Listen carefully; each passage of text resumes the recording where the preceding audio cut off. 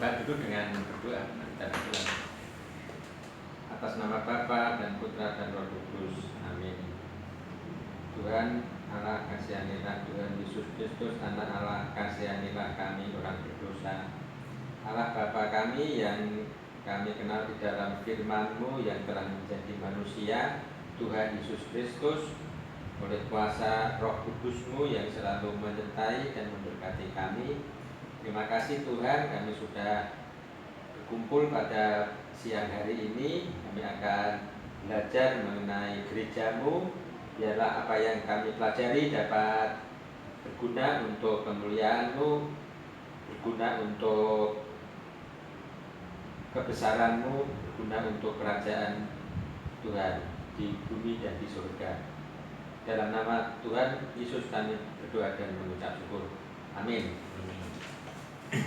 Ya, ini mungkin nanti bisa untuk membuat mengapa kita memilih gereja yang gereja Kristus itu, gereja yang benar-benar gereja yang abadi.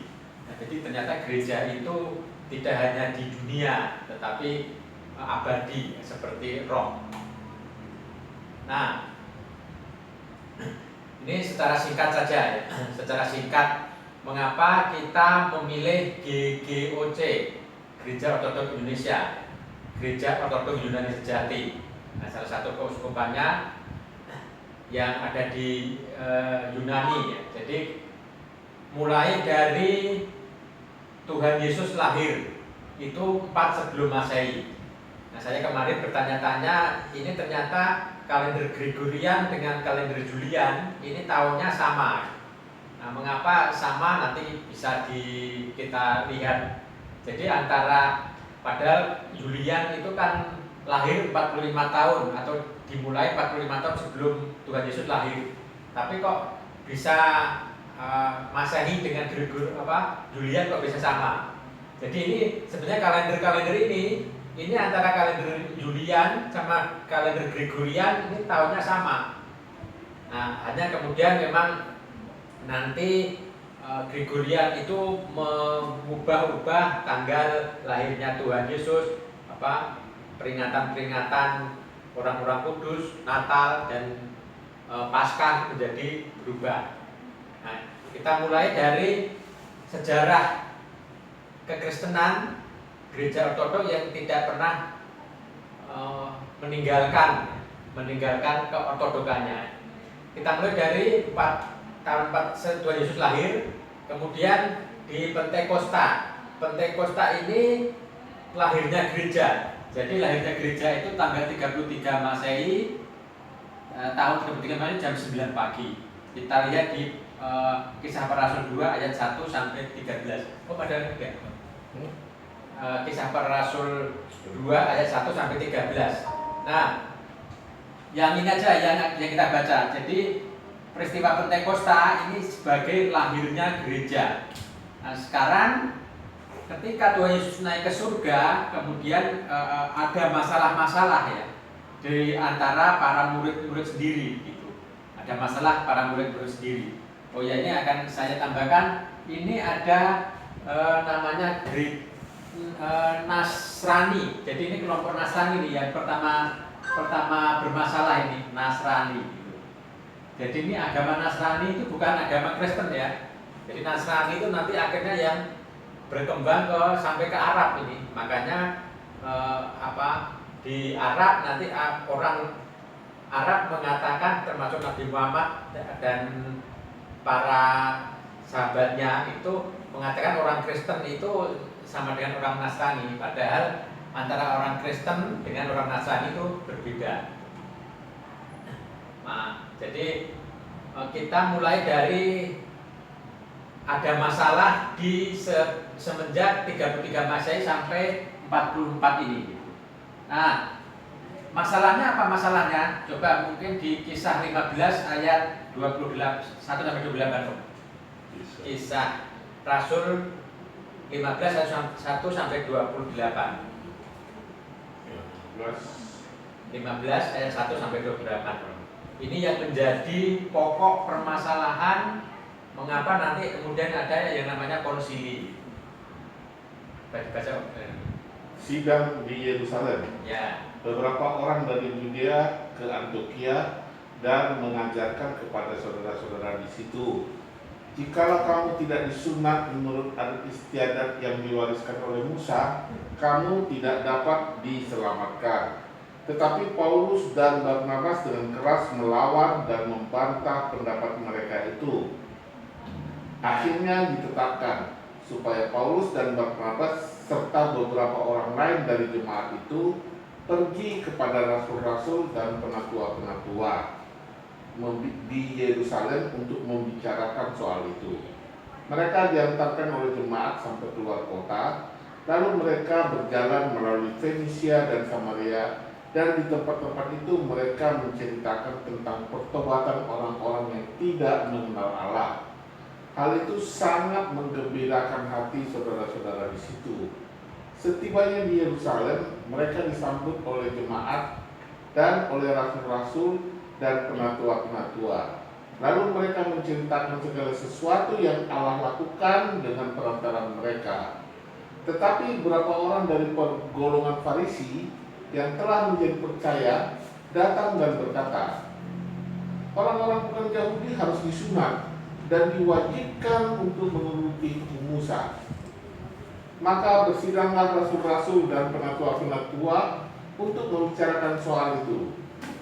Sesudah beberapa waktu lamanya berlangsung pertukaran pikiran mengenai soal itu, berdirilah Petrus dan berkata kepada mereka, hai saudara-saudara, kamu tahu bahwa telah sejak semula Allah memilih aku dari antara kamu, supaya dengan perantaraan mulutku bangsa-bangsa lain mendengar berita Injil dan menjadi percaya.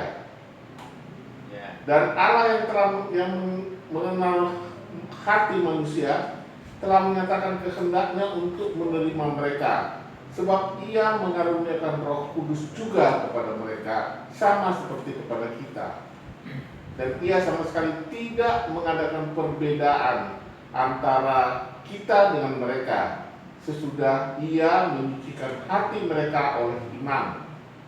Kalau demikian, mengapa kamu mau mencobai Allah dengan meletakkan pada tengkuk murid-murid itu suatu kuk yang tidak dapat dipikul, baik oleh nenek moyang kita maupun oleh kita sendiri? Sebaliknya, kita percaya bahwa oleh kasih karunia Tuhan Yesus Kristus, kita akan beroleh keselamatan sama seperti mereka juga. Maka diamlah umat itu, lalu mereka mendengarkan Paulus dan Barnabas menceritakan segala tanda dan mujizat yang dilakukan Allah dengan perantaraan mereka di tengah-tengah bangsa lain itu. Setelah Paulus dan Barnabas selesai berbicara, berkatalah Yakobus, hai saudara-saudara, dengarkanlah aku. Simon telah menceritakan bahwa sejak semula Allah menunjukkan rahmat-Nya kepada bangsa-bangsa lain, yaitu dengan memilih suatu umat dari antara mereka bagi namanya. Hal itu sesuai dengan ucapan para nabi seperti yang tertulis. Kemudian aku kembali dan membangunkan kembali pondok Daud yang telah roboh, dan reruntuhannya akan kubangun kembali dan akan kuteguhkan, supaya semua orang lain mencari Tuhan, dan segala bangsa yang tidak mengenal Allah yang kusebut milikku. Demikianlah firman Tuhan yang melakukan semuanya ini, yang telah diketahui dari sejak semula. Sebab itu aku berpendapat bahwa kita tidak boleh menimbulkan kesulitan bagi mereka dari bangsa-bangsa lain yang berbalik kepada Allah. Tetapi kita harus menulis surat kepada mereka supaya mereka menjauhkan diri dari makanan yang telah dicemarkan berhala-berhala, dari percabulan, dari daging binatang yang mati dicekik, dan dari darah. Sebab sejak zaman dahulu hukum Musa diberitakan di setiap-tiap kota, dan sampai sekarang hukum itu dibacakan tiap-tiap hari Sabat di rumah ibadat. Ayat 22.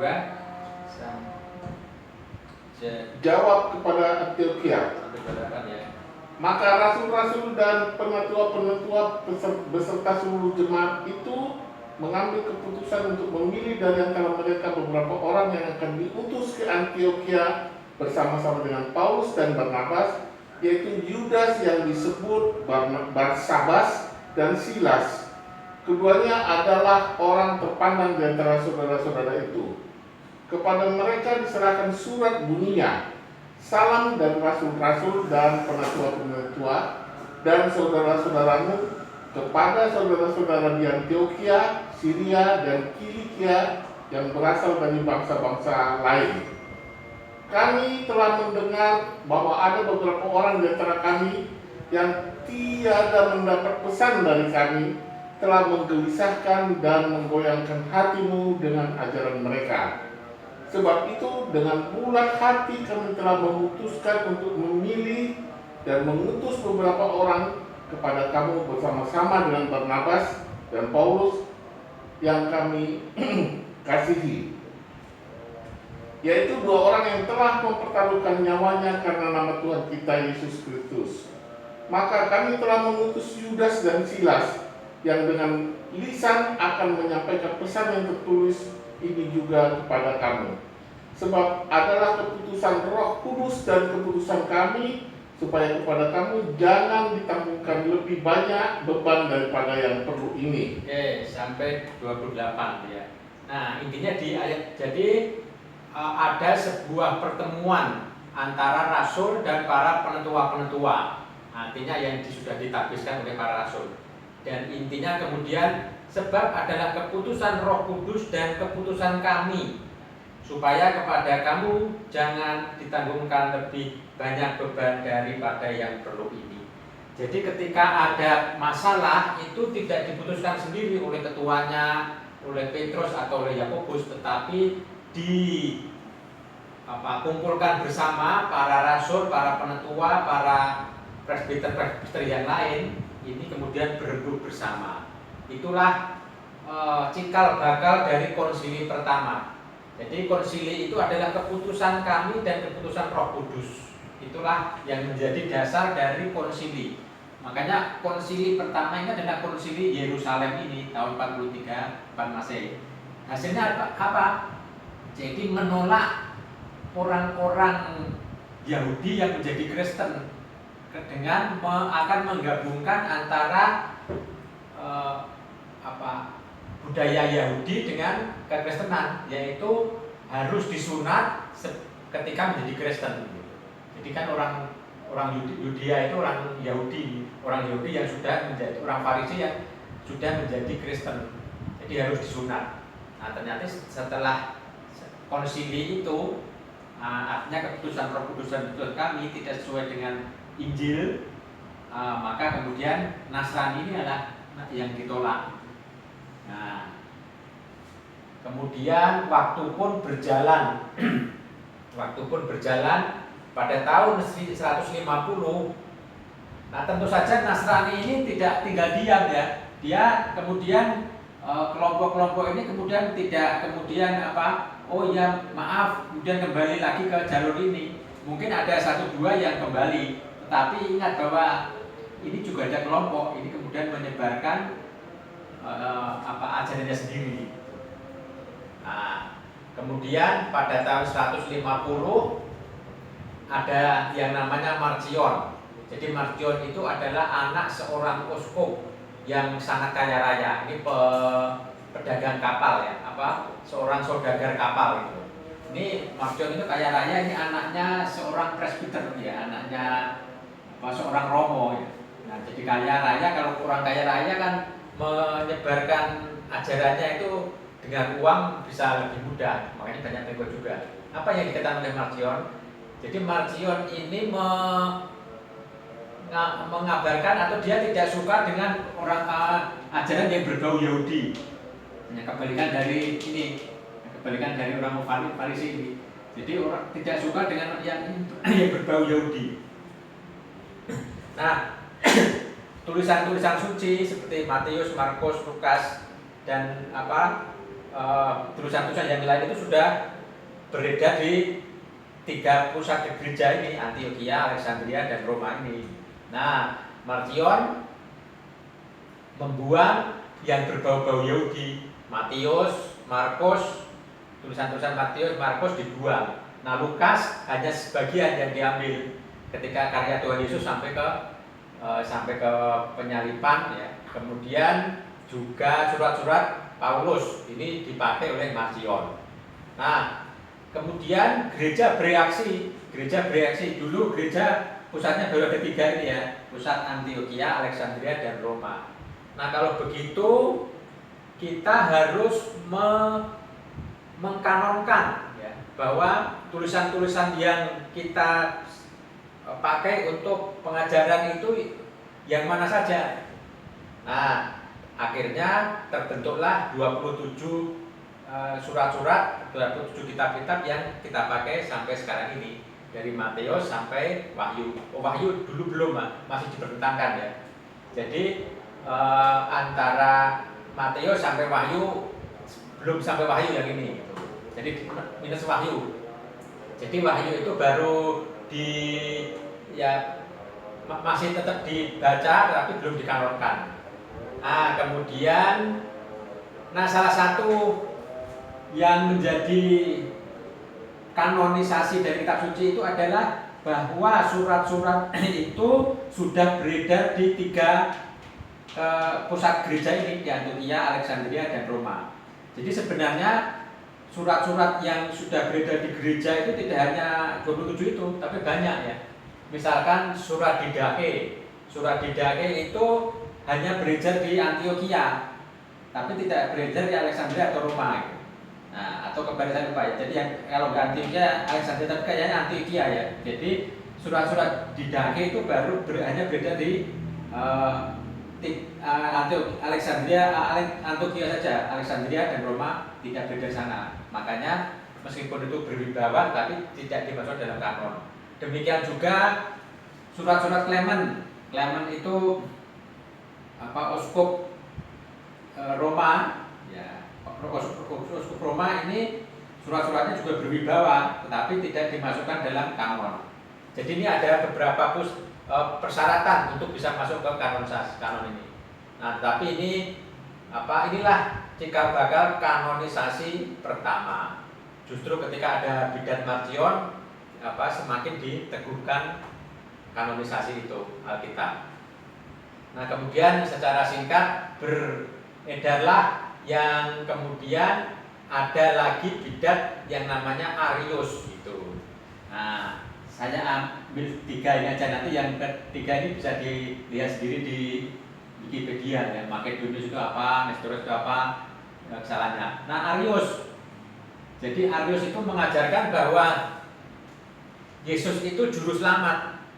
Tetapi bingung ya, Tuhan Yesus itu juga juru selamat. Tetapi kemudian kok ini kan ada 2 Allah ini kemudian menurunkan derajat dari Yesus itu. Jadi menjadi ciptaan pertama gitu. Ciptaan pertama dari Allah. Nah, kemudian terjadilah reaksi di gereja ini.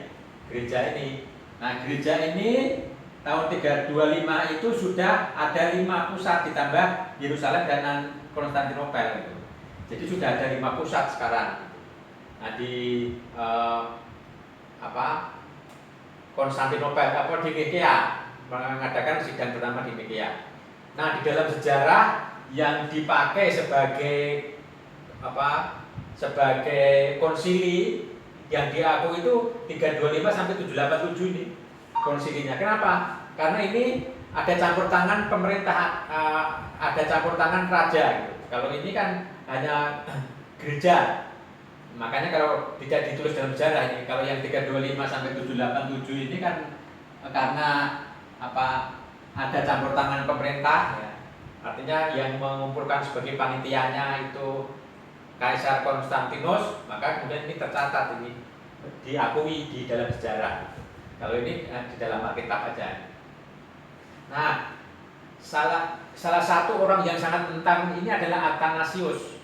Athanasius itu berlawanan sekali dengan Arius. Nah, kemudian dari tahun 325 ini ada 318 uskup yang datang gitu. Nah dari 318 itu 4 itu setuju dengan Arius. Sementara 314 itu setuju dengan Athanasius gitu ya. Artinya kemudian inilah cikal bakal munculnya Credo Nicea Konstantinopel yang kita baca setiap minggu ini. Nanti dilengkapi di tahun 381 ini. Ya. Nah, Athanasius ini, nah tetapi kemudian si Arius ini juga tidak tinggal diam ya, karena di sini juga didukung oleh pembesar-pembesar kerajaan. Bahkan adiknya Konstantinus sendiri mendukung Arius ini, yang cewek, saya lupa namanya itu. Makanya jadi Arius ini meskipun di dalam konsili dia hanya dapat 4 suara atau 4 yang mendukung, tapi di luar ini pendukungnya banyak ya. Makanya dia berani kemudian keluar dan memberitakan yang tidak sesuai dengan konsili ini. Nah, ini kemudian terjadi dalam sejarah. Nah, meskipun kemudian Athanasius ini tergencet ya dalam perpolitikan ya, bahkan Athanasius ini disembunyikan di kuburan, kemudian diangkat lagi, kemudian diturunkan lagi sampai 10 kali lebih Athanasius ini. Nah, meskipun kemudian beliau menjadi seorang uskup juga. Nah, kemudian Macedonius. Jadi tahun 381 ini ada tokohnya Macedonius. Kemudian tahun 431 ada Nestorius. Ya, ini juga uskup ini pembesar juga. Jadi orang-orang yang ada di sini sebenarnya seorang uskup semua, pembesar semua ini. Nah, kemudian kalau ada masalah seluruh gereja berkumpul, yang sesuai dengan kitab suci yang mana.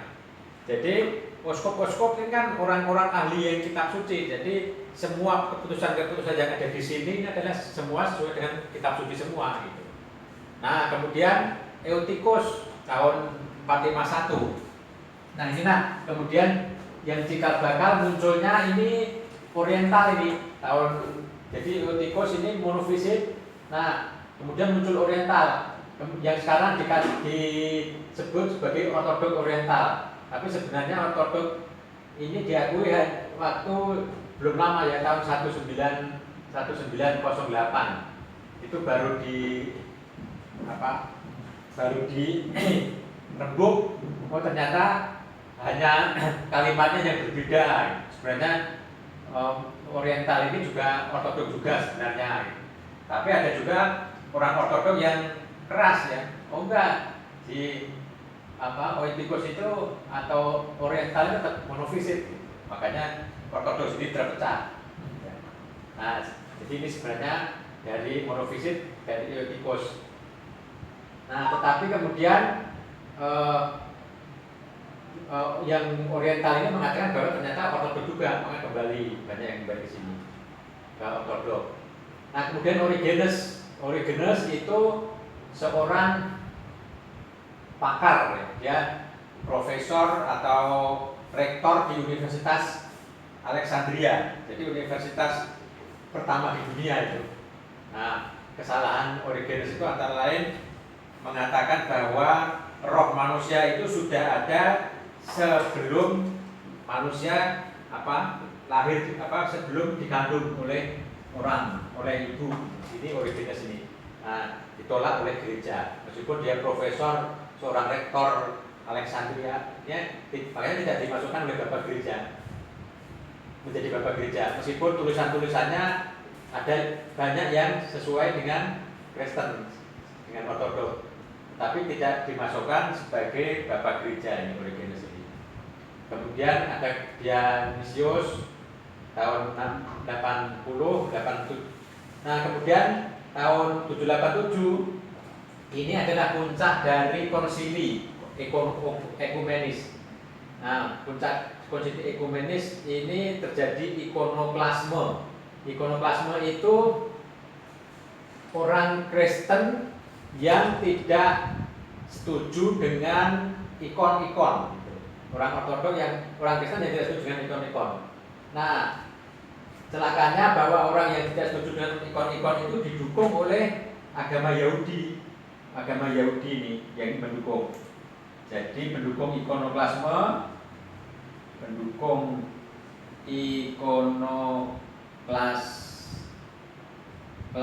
itu adalah Yahudi dan Islam gitu. Karena Islam kan sudah berkembang ini tahun 787 ini. Nah, dibully, orang-orang Kristen dibully. Orang-orang Kristen, kok kamu menyembah patung, menyembah apa itu. Nah, justru kemudian orang-orang Kristen sendiri membantai orang-orang Kristen yang dengan menggunakan gambar-gambar ini. Padahal kan di Alkitab mengatakan bahwa Yesus itu adalah gambar Allah yang tidak kelihatan. Nah, memang benar bahwa Allah itu memang tidak boleh digambar atau dibuat patung Allah, karena tidak seorang pun yang pernah melihat Allah itu. Nah, tetapi kemudian setelah Perjanjian Baru, Yesus adalah gambar Allah yang tidak kelihatan. Makanya Yesus itu bisa digambar. Ya, firman Allah yang menjadi manusia itu bisa digambar. Nah, kemudian orang-orang kudus, mengapa bisa digambar? Karena orang-orang kudus itu adalah gambarnya Kristus. Jadi para rasul bisa digambar, dibuat ikon karena Yesus orang-orang kudus, para rasul dan orang-orang kudus adalah gambarnya Kristus. Jadi Yesus adalah gambarnya Allah, orang kudus adalah gambarnya Kristus. Makanya bisa dibuat ikon, gambar-gambar. Nah, kemudian dari konsili ini ternyata menyimpulkan bahwa benar ikonoklasme itu tidak ada yang salah. Nah, inilah kemudian pertama ini. Jadi konsili ekumenis terakhir. Nah, dari sinilah sebenarnya kekristenan itu sudah lengkap. Sudah lengkap. Jadi kalau misalkan ada yang menyimpang pasti masuk di antara ini, hanya baju-bajunya saja yang lain. Nah, ini secara singkat ya. Jadi kekristenan itu sebenarnya sudah lengkap ketika makanya tahun 787 itu dikenal sebagai ortodoksia, kemenangan ortodoksia. Nah, kekristenan sudah lengkap.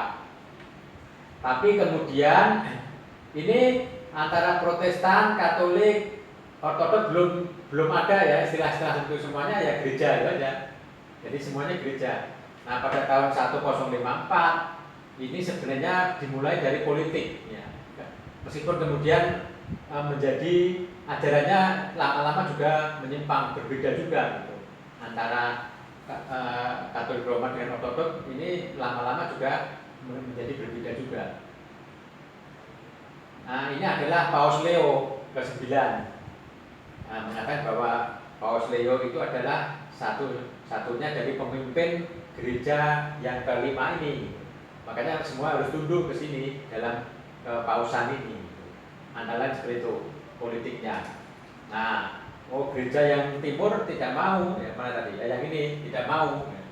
Makanya kemudian terjadilah apa yang dinamakan di skisma itu di Konstantinopel, di gereja Hagia Sophia ya. Nah, ini Hagia Sophia. Ini kejadiannya nanti secara detail bisa dibaca sendiri. Nah, ditambah kemudian tahun 1582 ini Paus Gregorius mengubah kalender Julian menjadi kalender Gregorian. Itu. Nah, kalau alasannya Paus itu karena kalender Julian tidak tepat. Tapi sebenarnya kalau pandangan Ortodok ini sebenarnya hanya untuk mengacaukan antara ortodoksia aja itu. Gregorian itu dibuat karena sebenarnya Gregorian juga nggak tepat ya. Jadi Gregorian juga nggak tepat. Nah, tetapi kemudian tahun Ortodok tetap menggunakan kalender Julian ini. Nah, mulai sinilah kemudian sebenarnya mulai perbedaan barat dan timur itu semenjak penerjemahan kitab suci dari bahasa Yunani ke bahasa Latin ya. Jadi bahasa Latin itu. Jadi karena bahasanya sudah berubah, berbeda, maka pelan-pelan teologinya juga menjadi berbeda. Nah, kemudian puncaknya di sini. Jadi memang sudah, dan ini Katolik Roma menjadi banyak dogma yang kemudian berbeda dengan kekristenan purba. Nah, inilah kemudian, nah untuk kesananya Protestan Martin Luther mungkin sudah tahu semua sejarahnya ya. Nah, yang menjadi pokok lagi kemudian tahun 1924 di Yunani. Jadi kalau kita buka di Wikipedia, Yunani itu mengadopsi kalender Gregorian tahun 1924. Inilah puncak kemudian perpecahan antara GOC dan BGOC gitu. Jadi GOC itu mengadopsi kalender Gregorian. Nah, tetapi kemudian ada oskop-oskop yang tidak setuju adopsi kalender Gregorian karena kalender ini juga mempengaruhi ajaran, mempengaruhi dogma. Tapi alasan GOC tidak mempengaruhi. Nah, alasan GOC misalkan Natal itu harusnya tanggal 25 Desember kok tanggal 12 Desember sudah Natalan. Kalau dihitung dari antara kalender Julian dan kalender Gregorian ya. Jadi kalau kalender Julian itu kan tanggal 25 Desember Natalnya. Tapi kalau ini 12 Desember sudah Natal. Dihitung dari kalender Julian ya. Jadi Gregorian itu 12 Desember sudah Natal. Tapi karena ada selisih 13 hari antara kalender Gregorian ke kalender Julian. Jadi sebenarnya akhirnya menjadi kacau antar perubahan antara kalender Gregorian dan Julian. Nah, kemudian inilah GOI yang sekarang kita imani, Gereja Ortodoks Yunani Sejati yang tidak mau mengadopsi kalender Gregorian, tapi tetap menggunakan kalender Julian. Nah, ini sekilas ya, mengapa ada Ortodoks Yunani Sejati, ada Ortodoks Yunani. Nah, untuk di Indonesia yang sudah hadir di Indonesia itu ada 4 ini berarti: Rusia, Konstantinopel, Yunani, GGOC atau GUI. Nah, ini ada perbedaan sedikit-sedikit ya. Kalau dogmanya sama ya, tetapi mengerucutnya atau ada tambahan-tambahannya. Tadi ya kalau Rusia ini politiknya sangat kental ini, politik Rusia. Nah, jadi politiknya sangat kental, makanya ada